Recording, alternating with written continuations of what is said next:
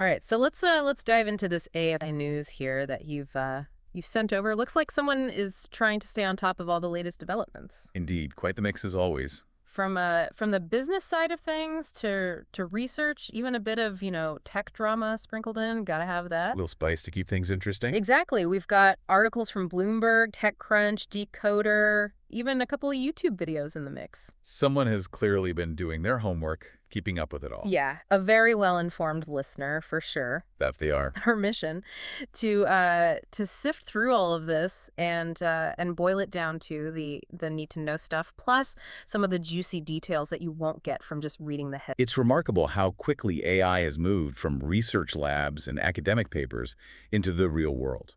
And that shift brings with it a whole new set of questions and implications we need to grapple with. Speaking of real-world impact, Microsoft just dropped a cool $2.85 billion to acquire Moveworks, an AI assistant maker. A significant investment, to say the least. Yeah, I mean, that's not just, dipping their toes in the water. That's a full-on cannonball into the AI pool. A sign of their commitment for sure. This move really speaks volumes about Microsoft's long-term strategy. What do you think that strategy is?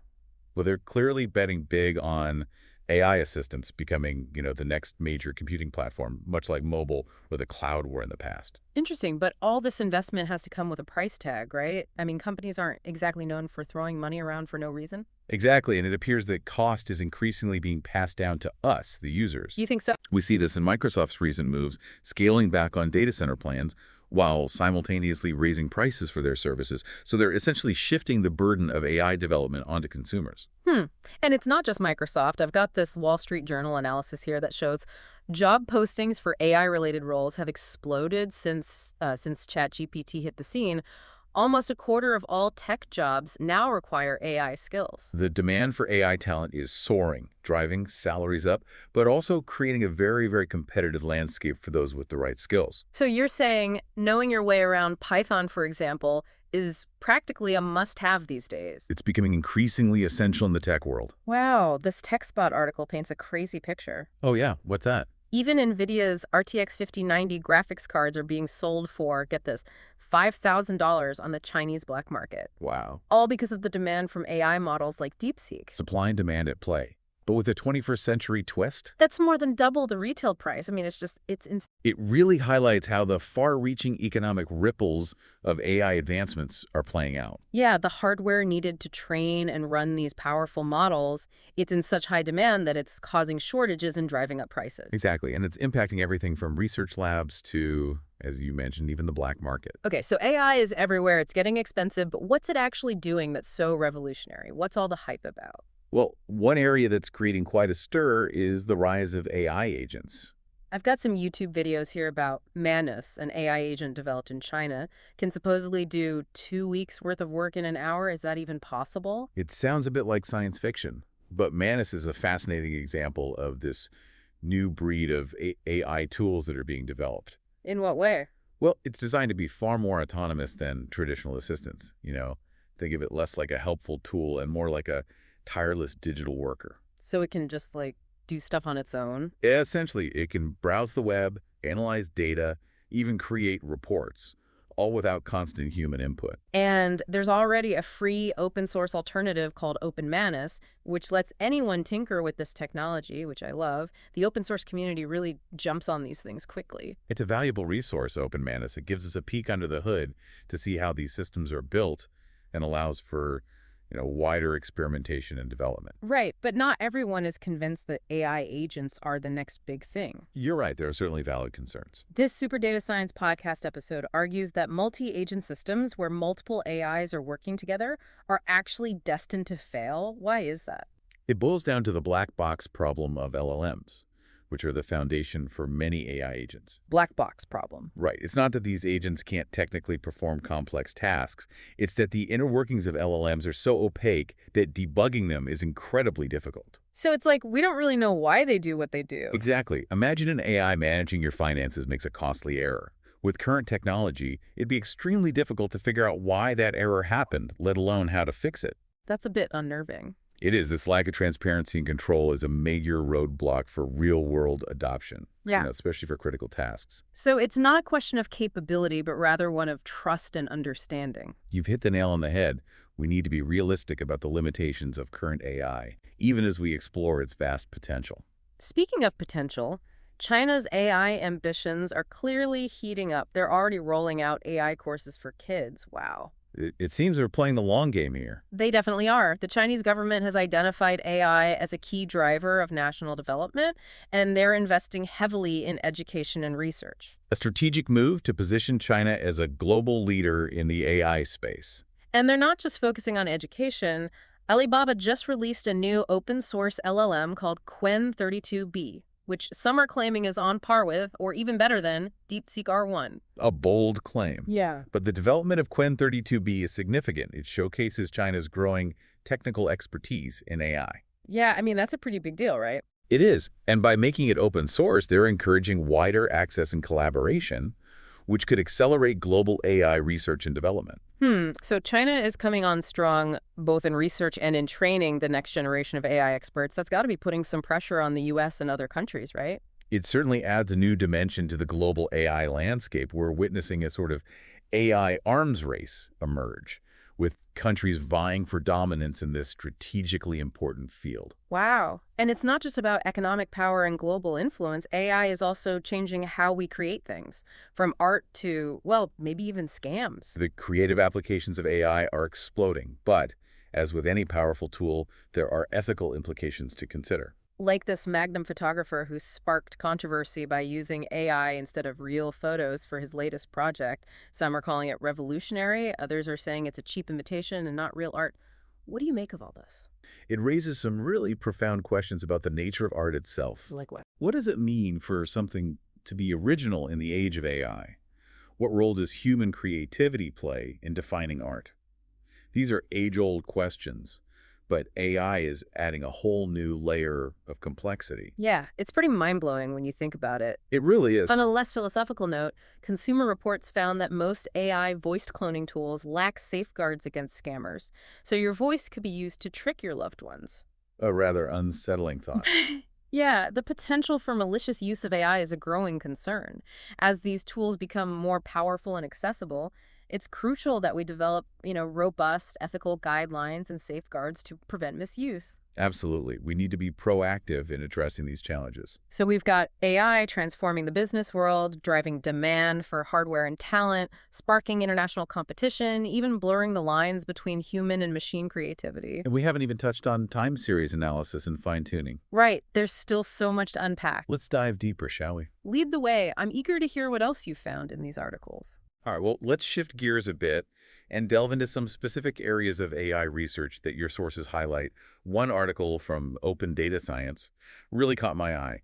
It emphasizes the continued importance of time series analysis. Yeah, I was intrigued by that too. It's a good reminder that LLMs aren't the only game in town. Exactly. There are other AI techniques out there that are still vital for solving real-world problems. Like time series analysis. So why is that so important? Well, time series analysis excels in areas where LLMs struggle.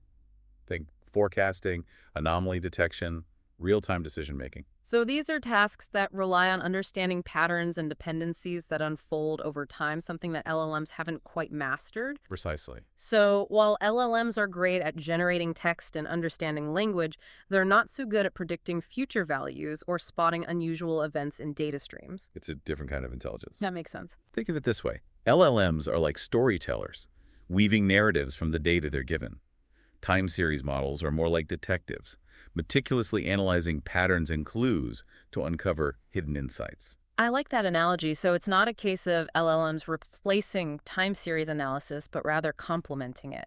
They each have their strengths and weaknesses, and the best approach is to use them together. Precisely. The most powerful AI systems will likely be those that combine the best of both worlds. For instance, LLMs can help interpret and communicate the insights generated by time series models, making them more accessible to non-experts. That's fascinating. It is. The synergy between different AI approaches can lead to really remarkable results. This is all starting to make sense. We've got AI models becoming more specialized, more accessible, more efficient. It's an exciting time to be following these developments. But what does that mean for the future of AI? Where do we go from here? Ah, that's the million-dollar question, isn't it? Luckily, I think we've got some clues scattered throughout these articles and What videos. kind of clues? Well, some paint a rather optimistic picture, others are more cautious, but they all point to a rapidly evolving landscape, one that's full of potential, but also fraught with challenges. And that's what makes this so exciting. We're at the forefront of a technological revolution, and it's up to us to shape its direction. I completely agree. It's a time of unprecedented innovation and discovery, and we have a responsibility to guide it wisely. Okay, so let's talk about those clues. Microsoft's CEO seems to think that AI models are becoming commodities. If that's the case, what will become the true differentiator in the AI space? It's a bold statement, and one that has sparked quite a bit of debate. If AI models become as widely available as, say, electricity or internet access, then what will set companies and researchers apart? Right. Is it the ability to build powerful agents like Manus? Or maybe it's about having access to high quality data that others don't. Those are both valid points, and it could be something else entirely. We're still in the early stages of this AI revolution, and the rules of the game are still being written. So many possibilities, it's almost overwhelming. But also incredibly exciting, this is a time of unprecedented innovation and discovery, and I, for one, can't wait to see what happens next. Me neither. Speaking of exciting developments, you mentioned earlier that you were particularly intrigued by these new AI reasoning models. Ah, yes, let's dive into that. What have you learned about the future of AI reasoning?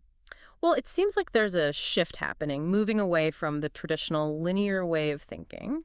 You're referring to the evolution of AI reasoning models, specifically the move from chain of thought, quad-sit reasoning, to more intricate structures like graph of thought. Yes, exactly. Fascinating stuff. I came across this YouTube video about Solar, a new model from Carnegie Mellon University that uses something called topological AI for reasoning.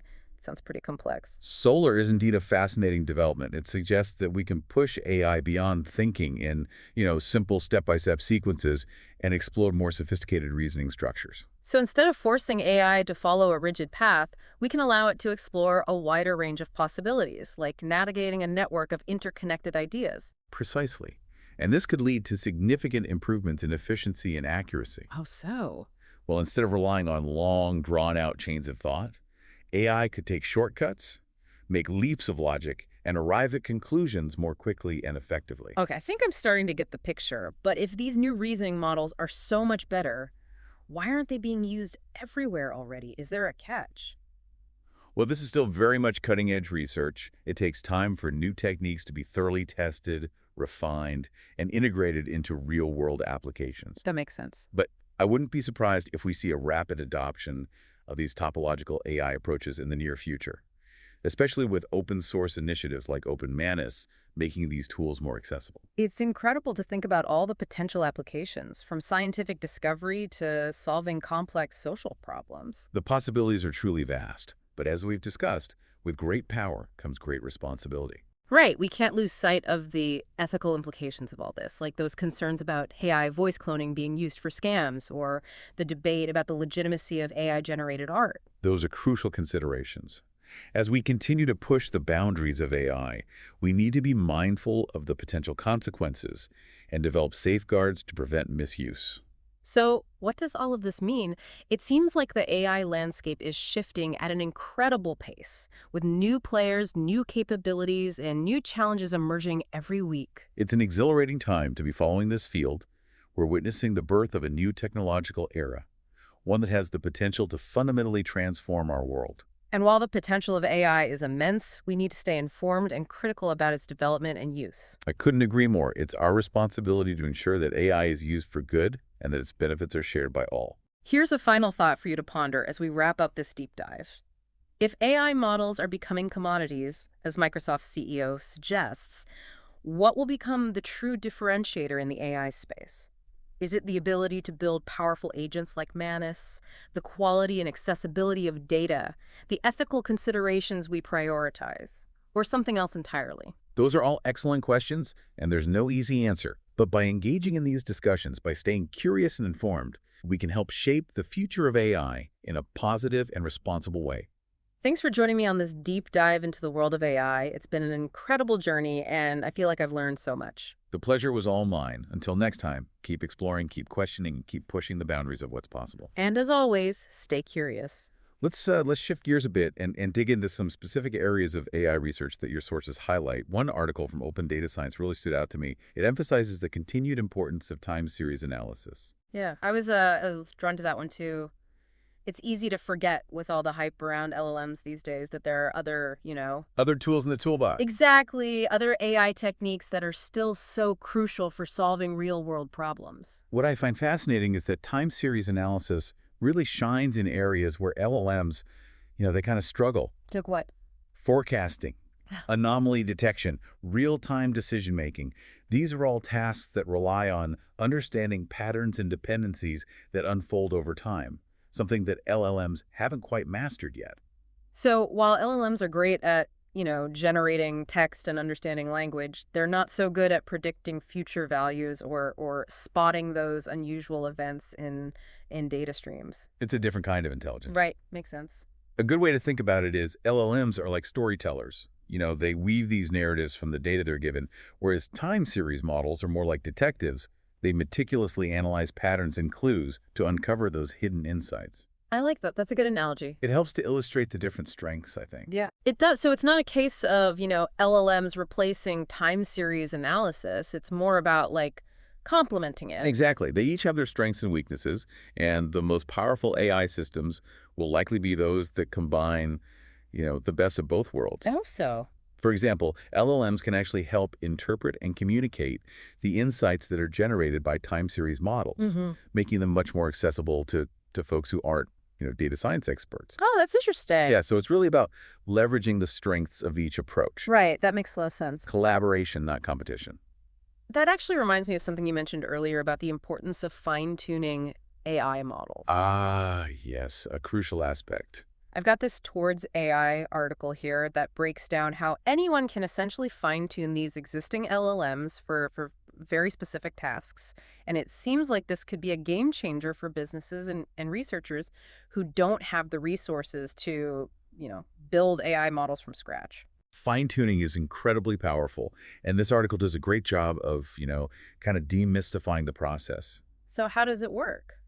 Essentially, you're taking a pre-trained LLM, which is already quite intelligent, and you're giving it specialized training on a smaller, more focused data set that's relevant to your, particular task. So it's like giving an LLM a medical residency or like specialized training for a specific job. That's a fantastic analogy. You're essentially tailoring its knowledge and abilities to a specific domain. And with techniques like LoRa and quantization, you can actually fine-tune even massive LLMs without needing access to a supercomputer. That's the beauty of these techniques. They make fine-tuning much more accessible. Wait, quantization? That sounds familiar. Wasn't that mentioned in one of the other articles we were looking at? You have a good memory. Quantization is a technique that basically reduces the size of a model's parameters, making it more efficient to train and run. So it's like compressing the model without, losing too much information. Precisely, and a perfect analogy. It's like shrinking a large image file so you can share it more easily. Okay, so that makes sense. It allows you to work with these really powerful models, even if you have, limited computing resources. Exactly. This is all starting to come together. We've got AI models becoming more specialized, more accessible, and more efficient. But what does all this mean for the future of AI? I mean, where do we go from here?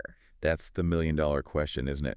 But I think, we do have some clues scattered throughout these articles. What kind of clues? Well, some paint a pretty optimistic picture, others are a bit more cautious, but they all seem to point to a landscape that's evolving incredibly rapidly. And that's what makes this whole thing so exciting. We're at the forefront of a technological revolution, and it's up to us to kind of, shape its direction. I completely agree. It's a time of unprecedented innovation and discovery, and we have a responsibility to guide it wisely. Okay, so let's talk about those clues. Microsoft's CEO seems to think that AI models are becoming commodities. Right, a bold statement. If that's true, if that's the case, then what will become the true differentiator in the AI space? It's sparked a lot of debate. If AI models become as widely available as, say, electricity or internet access, then what will really set companies and researchers apart? Is it the ability to build powerful agents like Manus? Or maybe it's about having access to high-quality data that others don't? Or could it be something else entirely? Those are all valid points, and we're still so early in this AI revolution that the rules of the game are still being written. So many possibilities. It's almost And overwhelming. also incredibly exciting. This is a time of, unprecedented innovation and discovery, and I can't wait to see what happens next. Me neither. Speaking of exciting developments, you mentioned earlier that you were particularly intrigued by these new AI reasoning models. Let's dive into that. Okay, happy to. What have you learned about the future of AI reasoning? Yeah, we were just starting to talk about these new AI reasoning models.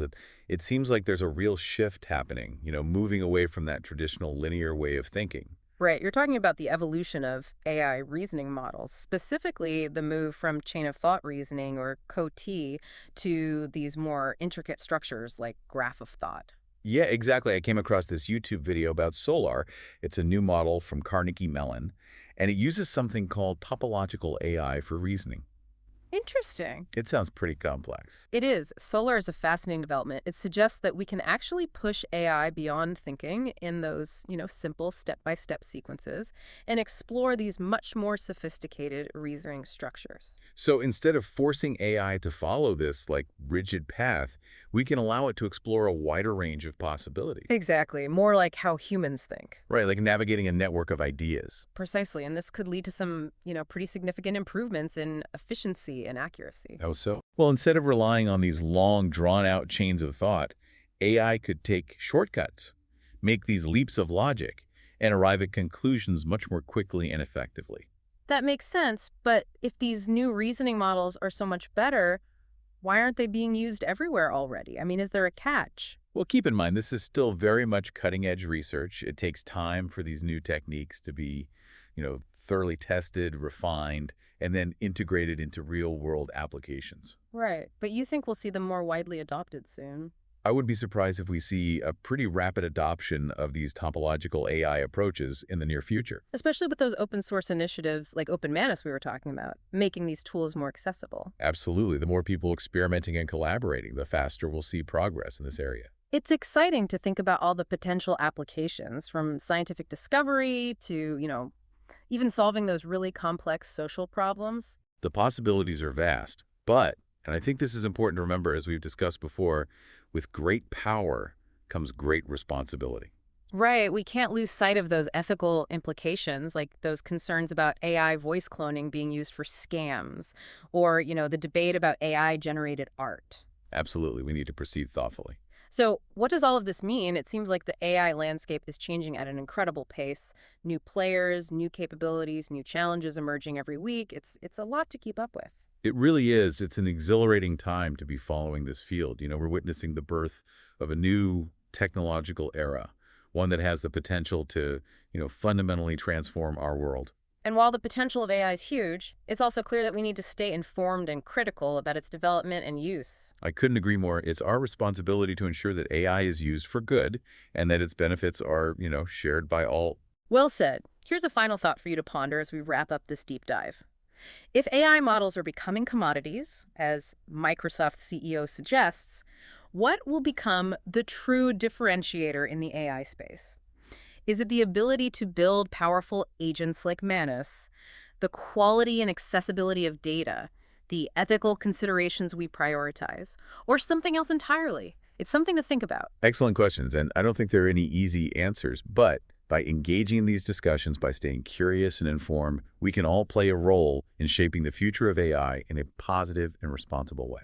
Well, thanks for joining me on this deep dive into the world of AI. It's been a fascinating conversation. The pleasure was all mine. Until next time, keep exploring, keep questioning, and keep pushing the boundaries of what's possible. And as always, stay curious.